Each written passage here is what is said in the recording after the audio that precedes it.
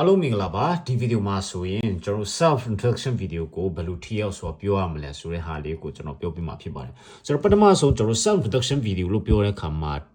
10 minute ကနေပြီးတော့2 minute အများဆုံး3 minute ပဲပြောရတယ်ဆိုတော့ကျွန်တော်တို့ပထမဆုံးမှတ်ထားပြပါဆိုတော့ကျွန်တော်နားလည်လို့လွယ်အောင်အပိုင်း၄ပိုင်းကျွန်တော်ခွဲထားပြပါတယ်เนาะဒါနံပါတ်1ဖြစ်မယ်နံပါတ်2အပိုင်းဖြစ်မယ်နံပါတ်3နံပါတ်4ဆိုပြီးတော့မှတ်လို့လွယ်အောင်ကျွန်တော်ပြောပြမှာဖြစ်ပါတယ်ဒီ format ကိုအများအားသုံးပေးပါ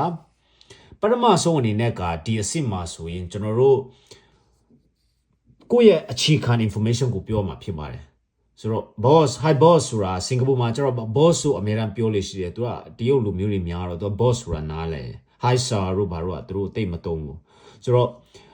my name is Zozo ဒီ highlight ကျွန်တော်ပြထားတဲ့ color နဲ့ပြထားတဲ့နေရာမှာကိုနာမည်တွေကိုချက်လက်တွေကိုဖြည့်ပေးပါ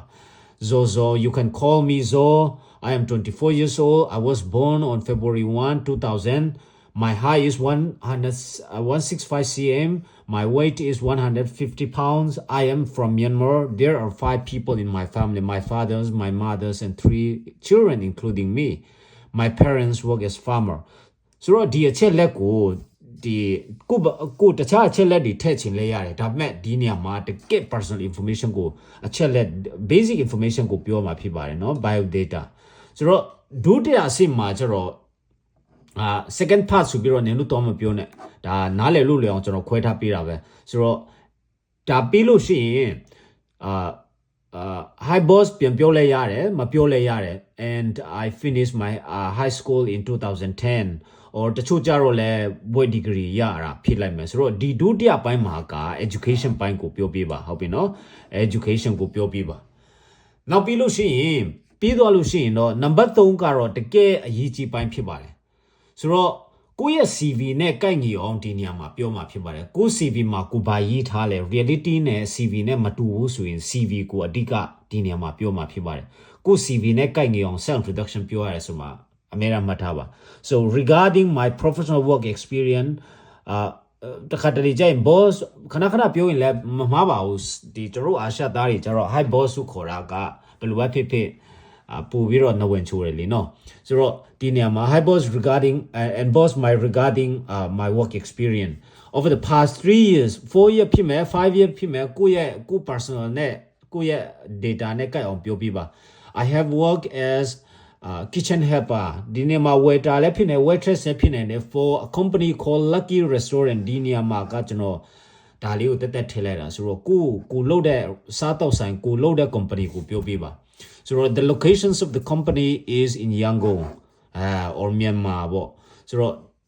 နောက်ပြီးလို့ရှိရင် and the company is big and has a good reputation in this industry and I enjoy working for them ဆိုတော့ဒီအချက်မှာကိုရဲ့ working experience ရှိတယ်လို့ပြောပြပါမရှိဘူးဆိုလည်းဒါသုံးလို့ရတယ်เนาะ now စရုထပိုင်းမှာကျတော့ဒီညမှာတတိကို impression ပေးရမှာဖြစ်ပါတယ်ဒီအချက်လက်တွေမှာကျွန်တော်တို့အသေးစိတ်ပြောဖို့မလို့နံပါတ်3မှာကဘာကြောင့်လဲဆိုတော့တတိက interview လုပ်တဲ့ချိန်မှာဒီ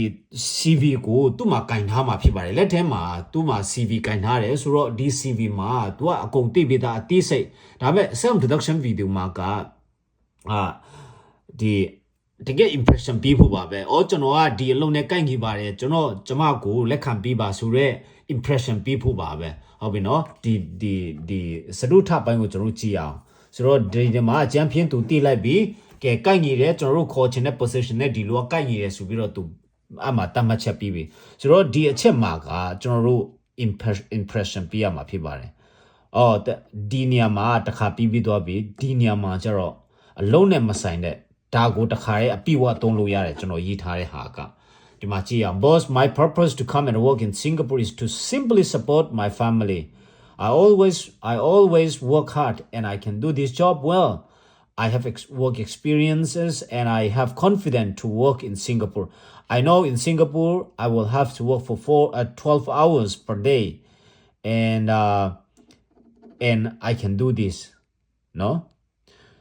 ဆိုတော့ဒီနေရာမှာတက်ကြွမှုကိုပြောရမယ်တက်ကြွကိုပြောရမယ်ဆိုတော့တတိတွေကကျွန်တော်တို့အဝေးကနေတယောက်နဲ့တယောက်စကားပြောတဲ့ခါကျတော့ဒီလိုက energy ရှိလား တက်ကြွမှုရှိလားမရှိဘူးလားဆိုတာသူကသိချင်တယ်ဒီနေရာမှာကျွန်တော်တို့ psycho ကိုသုံးပြီးတော့ပြောရခြင်းပဲဖြစ်ပါတယ်နော်ဒီ number 3ကိုပို့ပြီးတော့ lean အောင်ဒီနေရာမှာကိုပြောချင်းဖြစ်ပါတယ်နော်ဆိုတော့ if you give me the chance to join your company I will do my best to support